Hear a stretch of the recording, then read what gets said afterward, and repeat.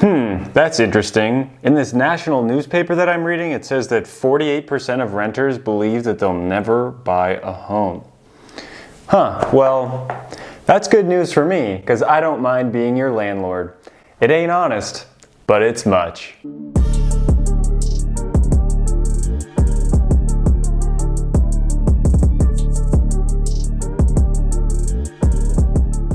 Lumber prices, low inventory, not like 2008, eviction boom, low inventory, I already said that one, it's not like 2008, rental assistance, crazy appreciation. Hopefully because I said all of these key buzzwords, you'll think that I've done a lot of research on this topic, but now it's time to throw all of that away. So I have a confession to make. I rarely read the news or look at what's going on in the market, and it's because of what Tim Ferriss said. If something's important enough, someone will tell me about it. So 48% of you Gen X and millennials believe that you'll never be able to buy a home and that you'll be renting for the rest of your life. And what's an even crazier statistic is that well over 48% of you currently watching are not subscribed to the channel, and you don't want to learn about investing in real estate and building your wealth for free just by going down, hitting that subscribe button, tapping the notification bell, and smashing that like button to help me out for the YouTube algorithm. And there are a number of external factors why you think that you'll never be able to purchase a home. So that first thing would be that your wages have not increased with the value of home prices. It was a lot easier to buy a home back in 1910 when you could put a nickel down and then go head over to the general store and buy your week of groceries for half of a penny.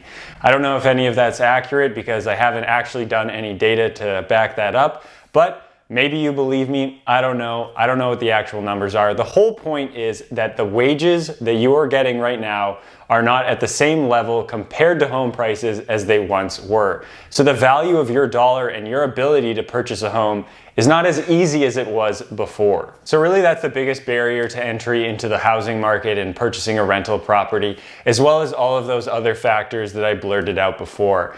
There is an impending eviction boom according to many people. There is a lower amount of inventory. There is still high demand. There's still a really low shortage of housing supply materials, so that is increasing the value of those prices that are really all adding to the value of home prices. And it's getting more and more difficult to purchase a home, and people are just waiting for it to cool down. But you have to ask yourself, if you're one of those 48% of people who think you'll never be able to buy a home, or if you're one of those 52% of people that haven't really thought about it, and maybe you're thinking about it now and you can't buy a home, do you really want to buy a home? Do you really want rental property? Is that what you really want? So if you actually do want to buy a property and you said yes, and you really do want to buy that home or that rental property because you want to actually purchase property as an investment and get a monthly cash flowing income producing asset, then you should ask yourself, why don't I just make more money? And yes, it's not that simple, I know that, but there are so many side hustles out there and ways to increase your income, or just changing jobs rather than staying in the same one for more than 2 years, that will increase your income and will make it so you can have a higher income rather than staying and working at the same company. A majority of people who were buying houses back in 1910s, 60s, 70s, 80s, whenever it was, just worked for that same company for 45 years and then had a pension at the end of the time that they stopped working.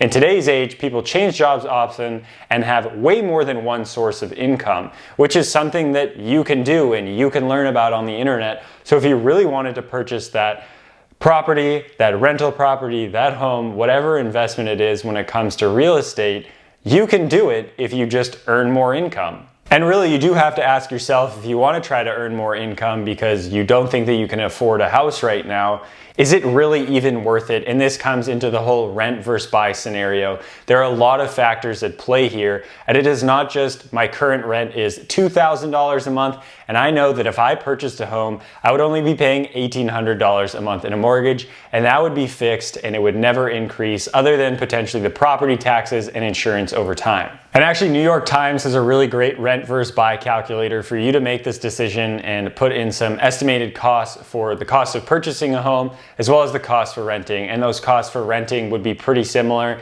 to what we would understand. It would be the actual cost of the rent that feels like you're throwing it away, as well as the security deposit. if there's any other broker fees or things like that that are associated with actually moving into and obtaining that apartment.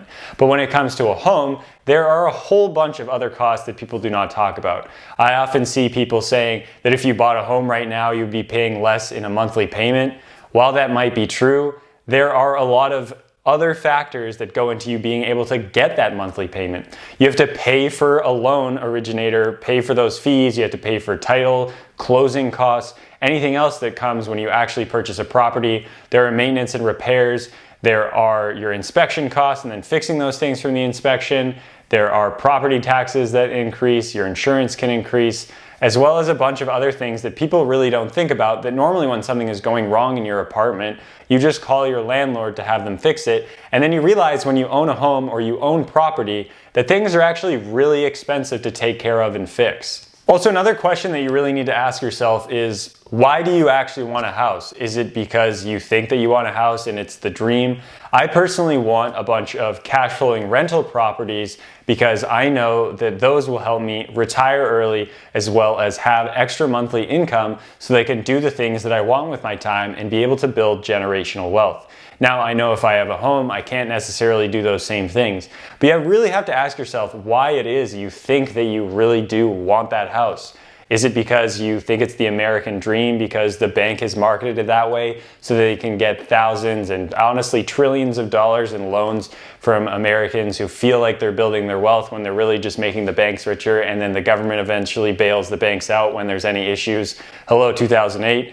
But is that really what you want? Is that really the home that you want? Or could you eventually just keep renting and then take that money and build your wealth in different ways, like in the stock market or other side hustles, and then actually think about the cost of buying that home? Because people really don't understand the cost of the maintenance and the fact that when you're going to live in a home, most people have it as their dream home, so they spend a lot of money on renovations, making it look nice, and it's going to cost a whole heck of a lot more than just moving into an apartment. So if you actually understand that the cost of home ownership is really expensive and it is marketed to you as the best way to build wealth, and it is actually where a majority of middle-class Americans hold most of their wealth would be in their home equity, and you really do want to buy a home and you understand the reasons why, and you do believe it will make you wealthier, or you want to buy a rental property because you actually know for sure that that will make you wealthier if you buy the correct rental property, of course, then just save more money. If you're complaining about not being able to afford a home, like I said, you should earn more money, but just because you're earning more money doesn't mean people will save more money. If you really want that home, save more money so you have a down payment.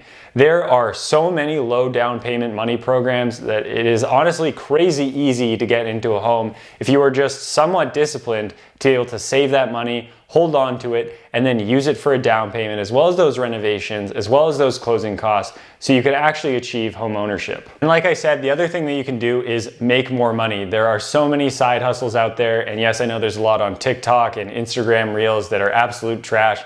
If you want to hear about some of the side hustles that I talked about that might be worth your time to start, check out the video up here or in the description below, rather than starting a side hustle that doesn't really make sense and just takes up a lot of your time and doesn't earn you very much money.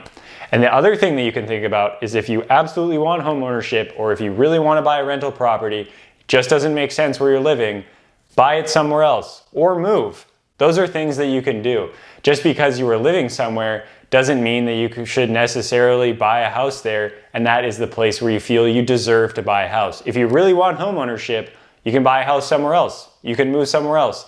No one is really stopping you to do that. You really shouldn't be complaining about the ability to not buy a home and really start thinking, how can I do it? That is a better way of thinking. What can I actually do? And you're thinking to yourself, I've already said those things. You can increase your income. You can save more. You can stop spending money on Airbnbs and going out to brunch and having a luxury apartment complex that you're living in because you feel that you deserve and need and are entitled to those things, and you should also be able to buy a home in the nicest neighborhood that you grew up in. Not all of those things are true. You are going to have to make some type of sacrifice somewhere in your life if you really want that home ownership. And yes, it is more difficult than it was, But there are so many people who are showing that it's quite attainable. Look at someone like myself. I'm currently 26 years old. I own 3 properties, and that is something that is very small compared to a lot of people I know my age who have way more units or are doing way more things when it comes to purchasing property. And many people who are purchasing property to become financially free from, they are all doing this at a very young age in a very quick succession. Because once you're able to start doing it, you have more money and you can build on it. But it's all extremely possible if you're just willing to sacrifice a little bit and do the right things. So like I said, if you really want it, I believe that you can do it just the same way that you believe my YouTube channel will completely take off and have hundreds of thousands of subscribers in the next year. At least that's what I hope.